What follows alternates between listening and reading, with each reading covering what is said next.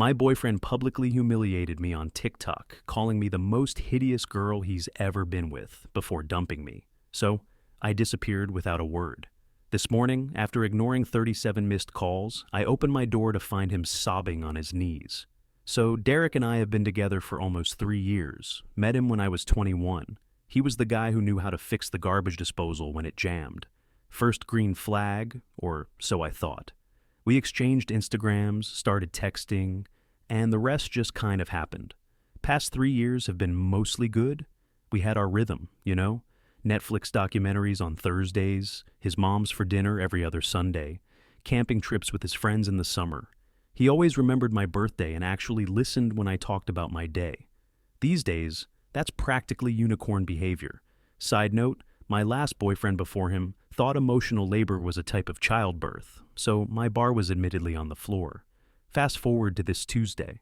I'm scrolling on my phone during lunch, and my phone dings with a text from my friend Amara. It's just a TikTok link with "Call me now" in all caps. Amara's not the dramatic type. She once texted slight issue when her apartment was literally flooding. I click the link, and there's Derek. He's at Throwbacks, the dive bar where his buddies always hang out on Mondays. I recognize the neon Budweiser sign behind him that flickers every 7 seconds. We counted it once while waiting for our order. He was clearly 6 beers in, red-faced, with his arms draped around his friend Xavier. Someone off camera asked, "So, rate your girlfriend, bro?" The look on his face shifted. It wasn't his usual smile. It was a strange smirk I had never seen before, as if he was about to share a private joke. Eliana, honestly probably the most hideous girl I've ever been with, like a 4 on a good day. The bar erupted in "Ohs," and someone shouted, "Savage!" Derek just laughed and continued. But she cooks really good enchiladas and never complains when I go out with the boys, so I keep her around. Low maintenance, you know? Then someone asked if he was worried I would see the video. His response? "Nah, she doesn't even know what TikTok is. Besides, I'm thinking about upgrading soon anyway. Too much baggage."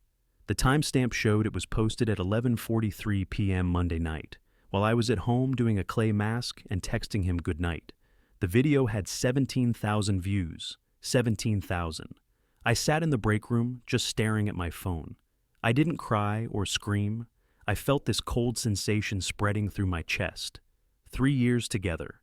And this is what he truly thinks of me? The night before, he had been at my place. We made dinner together and talked about possibly moving in when my lease ends in August. He kissed me goodbye and said, "Love you, babe," like it was nothing. And apparently, just 12 hours later, I was the hideous girlfriend he intended to dump. I texted Amara, "Coming over after work. Don't tell anyone." Then I muted all notifications, put my phone in my bag, and somehow made it through 3 more client appointments without completely breaking down. Autopilot is strange like that.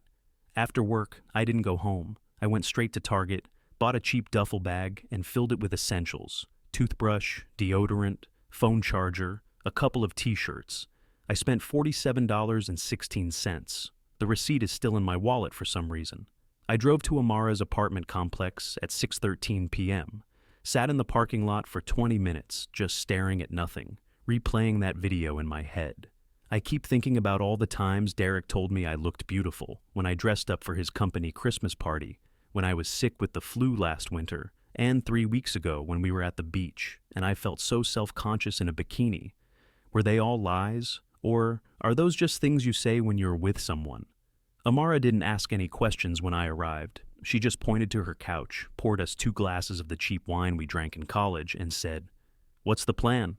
That's when I resolved not to give him the satisfaction of a breakup conversation. No tears, no begging, no dramatic confrontation he could boast about later.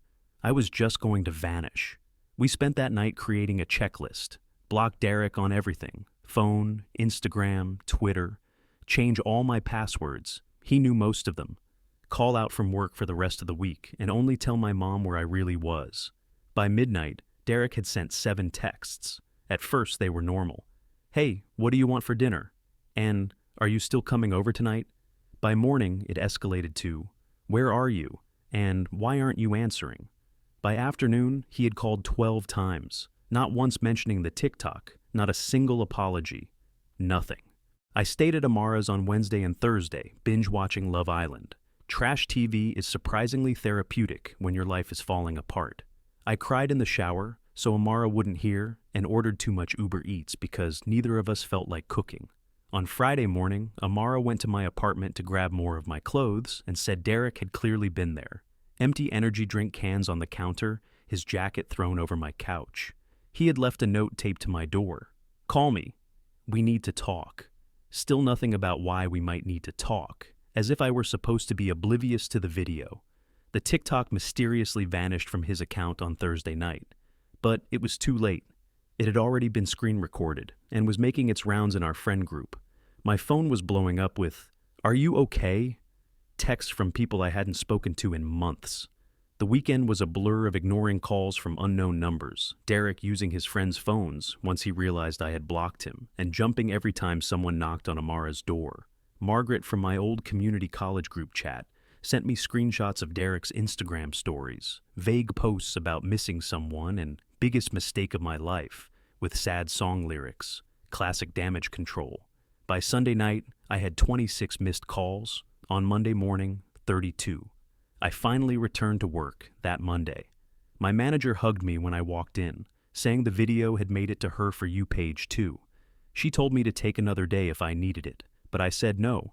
I needed normalcy and to focus on something other than the dumpster fire of my relationship.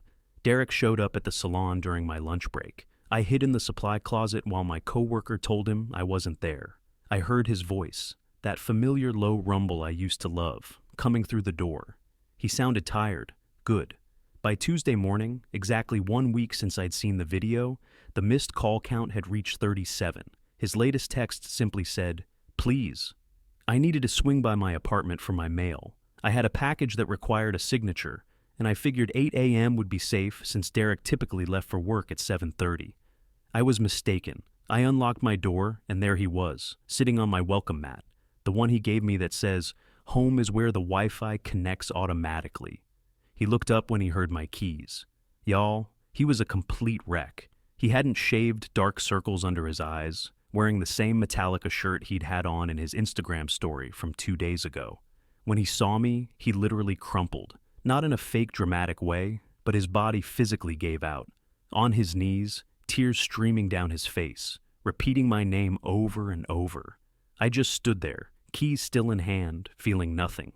Then, everything. Then nothing again. "Eliana, please, I'm so sorry. I don't know why I said those things. I was drunk. The guys were pressuring me. I never meant any of it. Please just talk to me." I cut him off. "I saw what you really think of me. There's nothing to talk about." I stepped around him as if he were just a piece of furniture, grabbed my mail, and walked back to my car. He followed me to the parking lot, still crying, still begging. I got into my car, locked the doors, and drove back to Amara's. He called 5 more times before I even made it across town. So, here we are now. It's been exactly 8 days, 4 hours, and 22 minutes since I saw that video, and realized the person I trusted most in the world sees me as a convenient placeholder until something better comes along. I'm not sure what happens next. Part of me, a small, foolish part, misses him. I miss the routine. I miss feeling loved. I keep replaying his words from the video. Hideous, upgrade, so casual, so cruel. 3 years together, and that's all I'm worth? I'll update you when there's more to share. For now, I'm just taking it one day at a time. First update. Y'all remember me? The girl whose boyfriend of 3 years called her hideous on TikTok and then had the audacity to act shocked when she vanished? Yeah, that's still me, unfortunately. First off, thank you for all the support on my last post. It's been exactly 17 days since I saw that video, and 9 days since Derek showed up, crying on my doorstep. Let me tell you, things have gotten weird. After I left Derek in the parking lot that morning at 8:43 a.m., according to my car's timestamp, I drove straight back to Amara's place in full zombie mode. The whole drive, my phone kept lighting up with calls. Derek had apparently resorted to using his mom's phone to reach me, which is a special kind of desperate. When I got back to Amara's, I just sat in her kitchen, staring at the faded Live Laugh tequila magnet on her fridge. I couldn't cry anymore. It felt like my emotions had finally hit their data limit for the month. Amara came home from her shift around 2 p.m. and found me in the exact same spot, still in my coat. She sighed, handed me a White Claw from the fridge, lime, the superior flavor, and said something that actually made me think. She asked if I had been noticing red flags with Derek all along, but had been filtering them out. At first I felt defensive. Derek and I had a good relationship. He remembered my birthday, watched The Bachelor with me, even though he hated it, and never complained when my hair clogged the shower drain. The bar is literally in hell these days, and I thought he was clearing it with room to spare. But then Amara started asking specific questions. Did Derek ever make jokes about my appearance? Well, there was that time he said my favorite jeans made me look kind of wide, but in a cute way. And when I got highlights last summer, he asked if the salon meant to make them that brassy. He also had this strange habit of pointing out celebrities he found attractive. Always the super thin, no makeup types who looked nothing like me. Did Derek support my goals? He said he was proud when I got promoted last year, but he also suggested I shouldn't take it because the stress might be too much. When I talked about possibly going back to school someday, he always changed the subject to how expensive it would be. Did he hold equal standards in our relationship? Thinking about it, not really. If I was 15 minutes late meeting him, I'd get a series of increasingly annoyed texts. But he could cancel plans last minute to hang out with the boys, and I was just supposed to be cool with it. By the time we finished our White Claws, I had this sinking feeling in my stomach. The TikTok wasn't some bizarre, out-of-character moment. It was the first time I had seen what had been there all along, without the filter of wanting to believe we were perfect. That night, Derek escalated things to a new level. At exactly 9:17 p.m., Amara's doorbell rang. We both froze, as if we'd been caught committing a crime. Through the peephole, I saw Derek holding the saddest-looking grocery store flowers I had ever seen. Amara went into full mama bear mode. She opened the door just enough to block his view and told him I wasn't home. I could hear his voice cracking as he pleaded with her to just let him talk to me for 5 minutes. He said he hadn't slept in days, had lost 7 pounds, and would do anything to fix this. After Amara finally got him to leave, she found a handwritten letter he had slipped under the door, 8 pages long, front and back. I have to admit, I read it, twice. There were tear stains on the paper, and promises to spend the rest of his life making it up to me. He offered explanations about being drunk, his friends pressuring him, and having a tough day at work. Classic deflection bingo. But one line genuinely struck me. I said those horrible things because I'm insecure and afraid you'll realize you're too good for me. For about 20 minutes, I actually considered calling him. That's how messed up my brain was.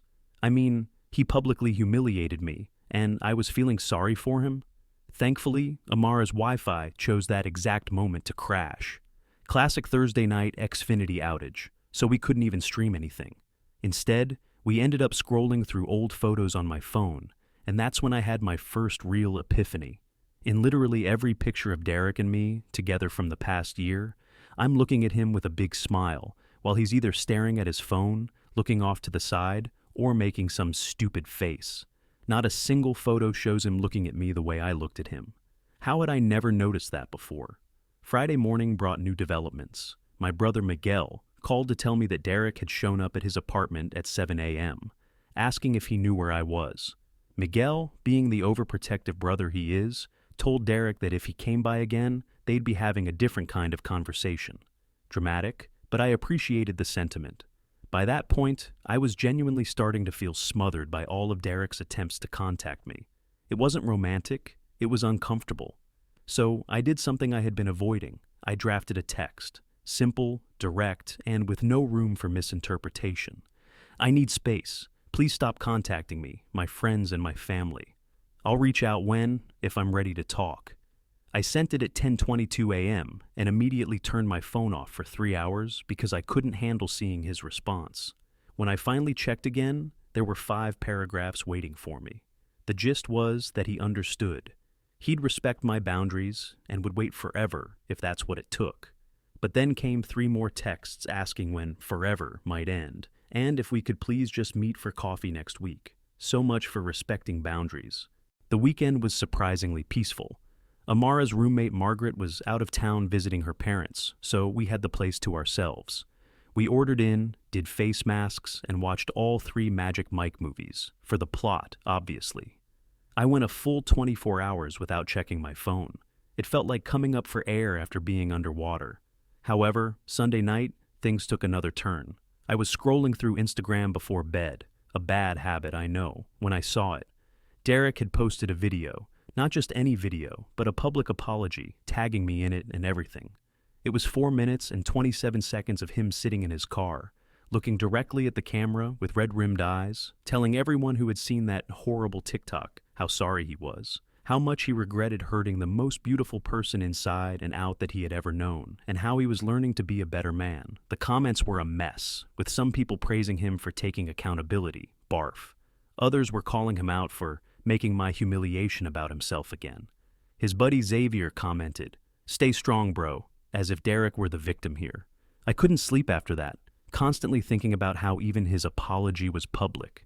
Even his supposed rock-bottom moment was carefully filmed, probably with multiple takes, posted at optimal engagement hours. 8 p.m. on a Sunday. Monday morning, I decided I needed to return to my own apartment.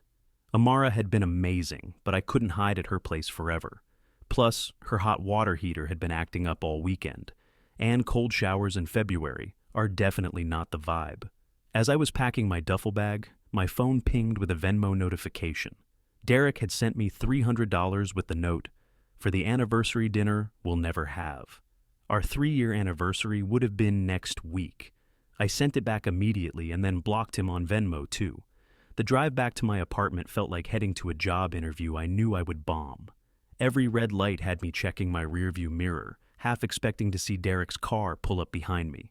But my apartment building was Derek-free when I arrived. My neighbor, Mrs. Rogers, nodded at me in the hallway, as if I hadn't been gone for over 2 weeks. My plants were all dead. R.I.P. to my supposedly impossible-to-kill snake plant. The air smelled stale, and slightly like the Indian takeout I had forgotten in the fridge. It felt both strange and familiar, like putting on jeans that don't quite fit anymore. And then I saw them. Post-it notes. Everywhere. On my bathroom mirror, "I miss your smile." On my fridge, "Remember our first date here?" On my TV, "Our Netflix queue misses you." On my bedside table, "I can't sleep without you." I stood there in shock, slowly realizing what had happened. Derek still had the spare key I'd given him last year. He'd been in my apartment while I was gone. My skin instantly crawled. I checked all the closets under the bed and behind the shower curtain, half convinced he might be hiding somewhere. He wasn't. But the violation of my space felt just as creepy. I called my landlord immediately and explained the situation. He agreed to change my locks the next morning. Then I systematically went through my apartment, removing every single post-it note and ripping them into tiny pieces. Petty? Maybe. Satisfying? Absolutely. That night was my first back in my own bed, and I won't lie, it was weird. I kept waking up expecting to feel Derek's weight on the mattress. My brain hadn't caught up to the reality that we were over. Tuesday morning, yesterday, I was making coffee when someone knocked on my door. My heart stopped for a second before I remembered Derek's key wouldn't work anymore. It wasn't Derek, it was Xavier. Xavier, who had been in that TikTok video, laughing along while Derek called me hideous. Xavier, who I'd been friends with before I even met Derek. Xavier, who had apparently come as Derek's ambassador. He looked uncomfortable, shifting from foot to foot in the hallway. He started with small talk about the weather. Seriously? Before finally getting to the point, Derek was in a really bad place and just wanted 5 minutes to explain himself. I asked Xavier if he remembered laughing in that video. He had the decency to look ashamed and said he was drunk and just going along with the guys, then hit me with this gem. He didn't mean any of it, Ileana. You know how guys talk when they're together. I replied, I don't want to be with someone who talks like that with his friends, drunk or sober. I don't want to wonder what he says about me when I'm not around.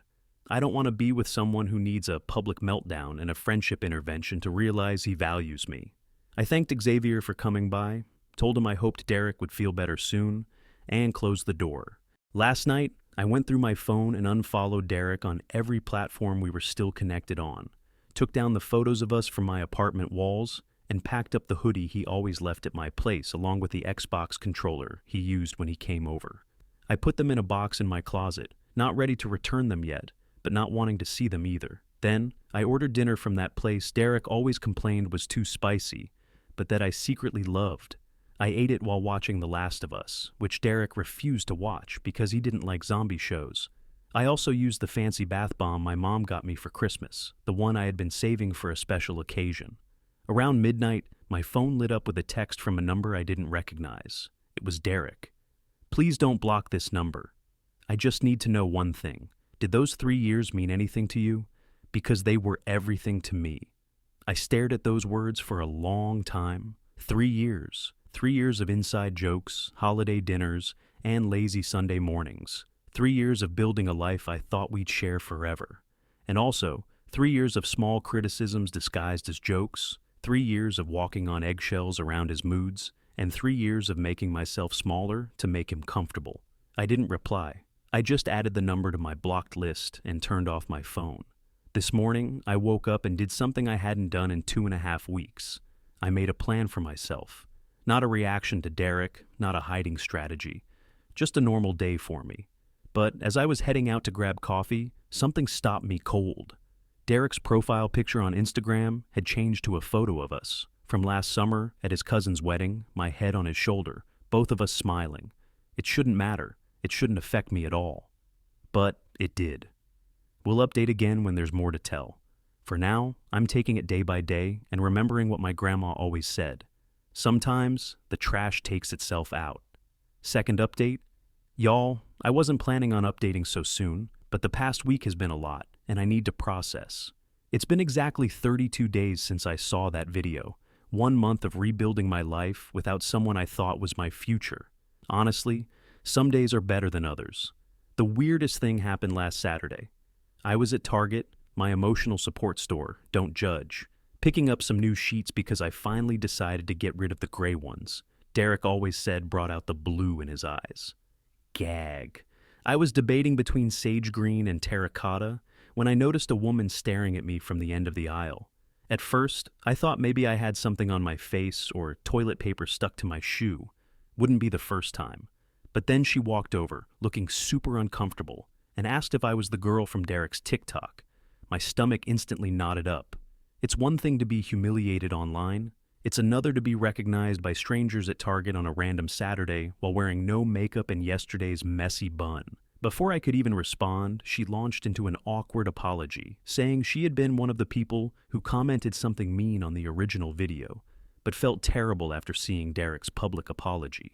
She realized how wrong cyberbullying is. Her exact words. I just stood there, clutching my terracotta sheets, decision made by panic apparently, while this stranger had her character development moment in the home goods section.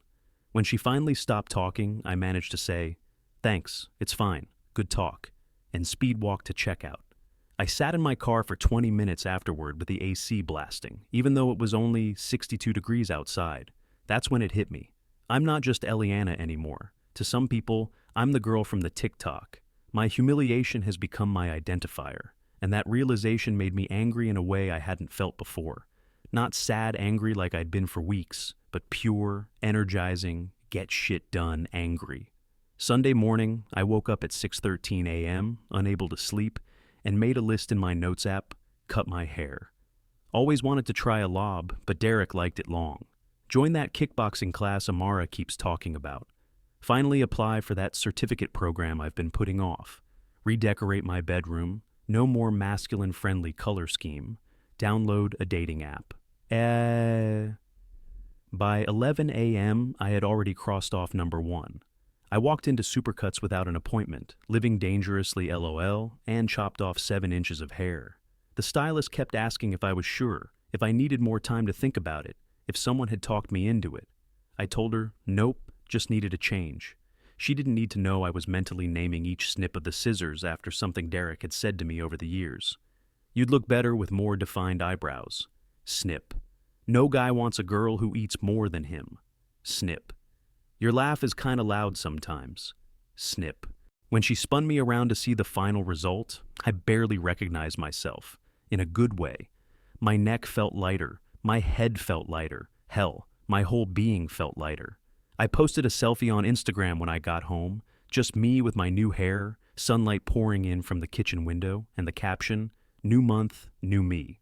Within an hour, it had 87 likes, including from Xavier and two of Derek's other friends.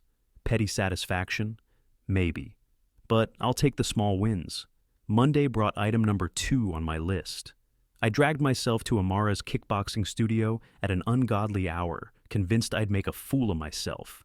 The instructor, Margaret, coincidentally the same name as Amara's roommate, kept us moving so fast I didn't have time to feel self-conscious. By the end, I was drenched in sweat. My arms felt like overcooked spaghetti. But I also felt strangely powerful. I checked my phone after class to find 3 missed calls from unknown numbers, Derek's new burner phone tactic, and 1 text from Xavier asking if we could talk sometime. I left him on red, not ready for that conversation yet. On Tuesday, I finally tackled item number 3 and applied for that digital marketing certificate I'd been considering for ages. Derek always said it was a waste of money since I already had a stable job. It took me 43 minutes to fill out the application, another 20 to write the short personal statement, and about 3 seconds to hit submit before I could overthink it. I had a mini panic attack immediately afterward, wondering if I was making a huge mistake. I called my mom, who talked me down in her usual way, half encouragement, half, "I don't understand why you're complicating your life, but I support you anyway." Wednesday was when things got intense. I was at the grocery store when my phone started blowing up with texts from Amara. "Call me now. Derek is on Instagram Live. He's talking about you. It's bad." I abandoned my cart in the middle of the cereal aisle, sorry, underpaid grocery store workers, and ran to my car to watch the train wreck. Sure enough, there was Derek, clearly drunk at 2 p.m. on a Wednesday, red-faced and slurring, talking directly to the camera about how he'd lost the love of his life and didn't know how to go on. The comments were rolling in fast, mostly people telling him to get help or to turn off the live, but he just kept going, reading some comments aloud and ignoring others. Then he said something that made my blood freeze. "I know she's watching this. Eliana, I'm coming over tonight. We need to talk this out. I'm not taking no for an answer anymore." I immediately called Amara in full panic mode. She offered to come stay with me, but I ended up calling my brother Miguel instead. He was closer to my apartment and, frankly, more intimidating if Derek actually showed up. Miguel arrived at 5:30 p.m. With his girlfriend Tanya and enough overnight stuff for a week, Miguel told me not to argue. They were staying until this dude gets the message. He made himself at home on my couch, connected his Nintendo Switch to my TV, and proceeded to act like this was all totally normal. By 8 p.m., I had almost convinced myself that Derek's threat was just drunk talk. By 9 p.m., I was starting to relax. But by 9:47 p.m., the doorbell rang. Miguel answered while Tanya and I stood back. I could hear Derek's voice, slurred and emotional, demanding to see me. Miguel's responses were low and calm. I couldn't make out the words, but the tone was clear. After about 5 minutes, I heard my door close. Miguel came back looking annoyed but calm, saying Derek had finally left after convincing him this wasn't a good time. Understatement of the year. He also mentioned that Derek looked rough and smelled like he'd bathed in Jack Daniels. I slept terribly that night, jumping at every sound outside my window. I kept thinking about how different things were just 5 weeks ago, when I still believed Derek was the one, when I thought I knew him. Thursday morning, I woke up to a text from a number I didn't recognize. "This is Derek's mom. I'm worried about him and don't know what to do. He won't eat, barely sleeps, and lost his job yesterday for showing up drunk." Talk about emotional manipulation. She'd always done this, treating Derek like he couldn't possibly handle consequences, swooping in to fix everything. One of many red flags I'd ignored. I showed the text to Miguel, who advised ignoring it, but something about it bothered me all day. Not guilt exactly, but a nagging feeling that this situation was spiraling beyond what I'd intended. Around 3 p.m., I decided to text her back. "I'm sorry Derek is struggling, but I'm not responsible for his choices or his healing. Please encourage him to get professional help." She responded immediately. "He made a mistake. Everyone deserves forgiveness." I didn't reply. Some mistakes change how you see a person forever. That evening, something unexpected happened. I was scrolling through TikTok when I saw a video from someone I didn't follow. It was one of those storytime TikToks, and the caption made my heart stop. When your friend humiliates his girlfriend on TikTok and you finally call him out for being toxic. It was Franklin, one of Derek's longtime friends, the guy who had literally been in the original video laughing along. In the video, Franklin explained how he'd been complicit in Derek's toxic behavior for years, not just with me, but with previous girlfriends too. He talked about how the friend group had a pattern of encouraging Derek's worst impulses, and how the TikTok incident had been a wake-up call for him personally. He ended with, "Eliana, if you see this, I'm sorry. We all failed you, and Derek, man, get help. This isn't about winning her back. This is about becoming someone who would never hurt her in the first place." I watched it 7 times. I sent it to Amara, who responded with, "Holy shit," and nothing else for a full 10 minutes. Then Franklin DM'd me on Instagram. "Hey, hope that video didn't make things worse. Just couldn't stay silent anymore. No pressure to respond." I sat with that for a while, appreciating that he didn't expect a response. Finally, I wrote back, "Thanks for speaking up. Better late than never." We ended up having a surprisingly honest conversation. He told me Derek had been spiraling hard since I left, drinking daily, getting into fights, and alienating friends. He said the friend group was divided between those enabling him and those trying to get him help. Franklin also confirmed something I'd suspected. This wasn't the first time Derek had spoken about me that way, just the first time it was recorded. That hit differently. Knowing it wasn't a one-time drunk mistake, but a pattern, a true reflection of how he saw me when I wasn't around. Friday, yesterday, marked exactly 1 month since I walked away. I decided to celebrate my Independence Day by tackling the final item on my list, downloading a dating app. Not because I'm ready to date, God, no, but because I wanted to remind myself that Derek isn't the only option in the universe. There's a whole world of people who might appreciate me without secretly tearing me down. Setting up my profile felt weirdly vulnerable. I chose photos where I actually liked how I looked and wrote a bio that was authentically me, not curated to appeal to one specific person's preferences. It felt like stretching muscles I'd forgotten I had. I had just finished setting up my profile when my phone rang, another unknown number. I almost declined it automatically, assuming it was Derek with yet another burner phone. But something made me answer. It wasn't Derek, it was his friend Xavier. Xavier sounded weird, nervous, talking too fast. He said he needed to tell me something important, something about the original TikTok, something that might change how I saw everything. I almost hung up, almost told him I was done with all of it, done with Derek, done with his friends and their drama. But then Xavier said, "The TikTok wasn't spontaneous, Eliana. Derek planned it, and I can prove it." I'm seeing Xavier today at 2 p.m. at Starbucks. Miguel insisted on coming with me and sitting at a nearby table, just in case. I have no idea what Xavier wants to tell me. I'll update after I meet with him. My stomach's in knots, and I've changed my outfit 4 times already. Wish me luck, I guess. Edit. Just about to leave for Starbucks. Thanks for all the supportive comments. To answer the most common questions. No, I haven't unblocked Derek and don't plan to. Yes, I'm bringing my pepper spray. Thanks for the concern, LOL. And no, I don't want Derek back. I just want to understand WTF happened. Last update? Y'all, I've rewritten this post 4 times now because I still can't believe everything that's happened. First, thank you to everyone who sent supportive messages after my cliffhanger last update. Sorry for leaving you hanging, but I genuinely needed time to process what Xavier showed me. Let's back up to Saturday at 2:03 p.m. I walked into Starbucks with my stomach in knots and spotted Xavier in the corner booth nervously shredding a napkin. Miguel took his position at a table near the door, looking very obvious despite his disguise of sunglasses worn indoors. Xavier looked rough, not Derek-level disaster, but definitely stressed. Dark circles under his eyes, hair unwashed, wearing the same shirt I'd seen him in at least 3 times on Instagram recently. The first 5 minutes were painfully awkward. He apologized about 17 different ways for his part in the TikTok situation. I just sipped my latte and waited for him to get to the point. Finally, he pulled out his phone. Before I show you this, you need to know I didn't find it until yesterday. I was going through some old group chats trying to find a pizza place we ordered from once, and I saw this thread that Derek started about a month before, you know? He slid his phone across the table. It was open to a WhatsApp group chat titled, "Weekend Warriors I Roll," with Derek, Xavier, Franklin, and 2 other guys. The messages were from 5 weeks before the TikTok incident. Derek, Need your help with something, boys? Franklin. What's up?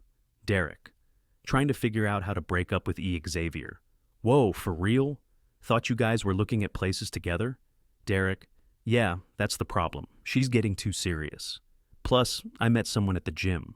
I felt my face getting hot as I scrolled.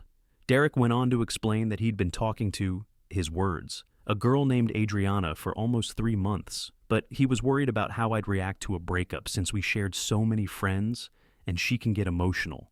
Excuse me? As I kept reading, it got worse. Derek was literally asking his friends for advice on how to make me break up with him so he could look like the good guy. Their suggestions ranged from gradually becoming more distant to picking fights over nothing. But this is what made me nearly drop the phone. Just be an asshole on social media so she sees it and dumps you. The last message in the thread was from Derek. TikTok might be the move. She never checks it anyway. I looked up at Xavier, who couldn't meet my eyes. Why show me this now? I asked. He explained that after our last conversation, he'd been feeling increasingly guilty about his part in everything. He said he'd assumed the TikTok was just drunk stupidity, not a calculated move. He didn't know about Adriana until he found these messages. Derek's been lying to everyone, Xavier said, telling us how heartbroken he is, how he made the biggest mistake of his life. Meanwhile, he's still texting Adriana. I saw them together at Chipotle yesterday. It was like the final puzzle piece clicking into place. The TikTok wasn't a drunken mistake. It was deliberate, just a plan that backfired when I disappeared instead of confronting him. I sat there for a moment, trying to process the fact that not only had Derek intentionally humiliated me online, but he'd done it to escape our relationship and be with someone else. Now, he was playing the devastated boyfriend role to save face with everyone. I thanked Xavier for showing me the truth, then walked out of Starbucks with Miguel trailing behind, asking 70 questions I wasn't ready to answer. That night, I made a decision. After 37 days of silence, I was going to talk to Derek on my terms. Not to get back together, that ship had sailed, hit an iceberg, and sunk to the bottom of the ocean, but to let him know that I knew everything. Sunday morning at exactly 10 a.m., I texted Derek from my real number. We need to talk. Today, 2 p.m., Java Hut on Main, don't be late. He responded within 12 seconds. I'll be there. Thank you, Eliana. I love you. Spoiler alert, he does not, in fact, love me. I spent the next 3 hours oscillating between absolute certainty and complete panic. I changed my outfit 4 times and practiced what I wanted to say in the mirror, like I was preparing for a job interview. I called Amara twice to talk me off the ledge. I arrived at Java Hut 20 minutes early to secure the corner table with my back to the wall. Tactical positioning. I ordered a chai latte I had zero intention of actually drinking. Derek walked in at 1:58 p.m., scanning the cafe until he spotted me. He looked better than I expected, showered, shaved, wearing the blue button-down I'd given him. For a split second, my heart did that familiar flip it always did when I saw him. Then I remembered the WhatsApp messages. He reached for a hug, which I avoided by gesturing to the chair across from me.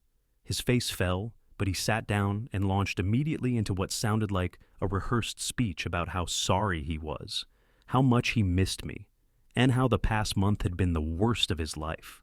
I let him talk for exactly 2 minutes. Then I placed my phone screen up between us, open to the screenshots Xavier had sent me of the group chat.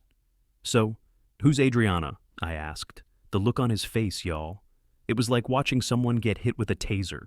His mouth opened and closed like a fish gasping for air. Xavier shouldn't have. Just tell me the truth, Derek, for once. The next 20 minutes were a whirlwind. Once Derek realized he was caught, the apologies stopped and the excuses started. Adriana was just a friend at first. Sure, January. He'd been confused about our relationship for months, he claimed. He thought 3 years was too long to be with one person in your 20s. The TikTok was stupid, but I never thought you'd see it. I panicked when you disappeared, he admitted. I realized I'd made a huge mistake. Adriana wasn't worth losing you over. That's when it clicked for me. He wasn't devastated about hurting me. He was devastated about looking like the bad guy, about losing control of the narrative, about everyone knowing what he'd done. I took a sip of my cold chai and said the words I'd been practicing all morning. I'm not here to get back together, Derek. I'm here to tell you that I know everything and I'm done. Don't contact me, my friends, or my family again. We're over. His eyes welled up with tears that I was now 99% sure were performative. "But I love you," he said. "We can fix this. I'll do anything. If you love me, you wouldn't have spent 3 months planning how to humiliate me so you could be with someone else." I stood up, gathering my purse and jacket. That's when he played his final card, one I wasn't expecting. "I broke the lease on my apartment," he blurted out. "I've been staying with my mom. I thought we'd be moving in together next month like we planned." For a brief, insane moment, I felt guilty, like I was the one ruining his life. Then I remembered the cold calculation of those messages, planning exactly how to break my heart in the most public way possible. "You should call Adriana," I said. "I'm sure she has room at her place." And then I walked out. No dramatic exit, no scene, just done. He texted 17 times in the next 2 hours, switching from apologetic to angry to desperate and back again. I didn't reply to any of them. I just took screenshots and sent them to Amara with the caption, "The audacity continues." Around noon, my phone lit up with a text from an unknown number. My first thought was, here we go again. But it wasn't Derek. It was Adriana. "Hi, Eliana. You don't know me, but I think we need to talk." We met for coffee that afternoon. I'd consumed enough caffeine this week to power a small city. It turned out Adriana had no idea Derek had a girlfriend until 2 weeks ago, when she saw his public apology TikTok. He'd told her he was single, had been for months, and was dealing with a crazy ex who couldn't let go. Sound familiar? The craziest part? She was actually nice. We ended up talking for 3 hours, comparing notes on Derek's lies. She showed me texts where he was telling her he loved her on the same day he was leaving sobbing voicemails on my phone. By the end of our conversation, we were following each other on Instagram and had made tentative plans to check out a new wine bar that's opening next month. Trust issues, solidarity, I guess. That night, I finally did something I'd been putting off. I unblocked Derek on Instagram, just temporarily, and went to his profile. His story from 3 hours earlier was a black screen with the song Glimpse of Us playing, Joji's sad boy anthem. So, on brand. The text read, "Sometimes you don't know what you have until it's gone." His profile picture was still us from last summer. His most recent post, a throwback photo of us from our 2nd anniversary with the caption, "I'd give anything to go back." Meanwhile, Adriana had sent me screenshots of him texting her that same day, asking if she wanted to hang out later. I've never felt more certain of a decision in my life. Yesterday marked exactly 40 days since I discovered the TikTok. 6 weeks of pain, anger, confusion, and finally, clarity. I officially blocked Derek on every platform, changed my number this morning, and told my landlord that under no circumstances should he ever be allowed into the building. And then I did something just for me. Remember that digital marketing certificate I applied for? I got accepted yesterday. Classes start next month, and I paid the deposit with money I'd been saving for the apartment Derek and I were supposed to share.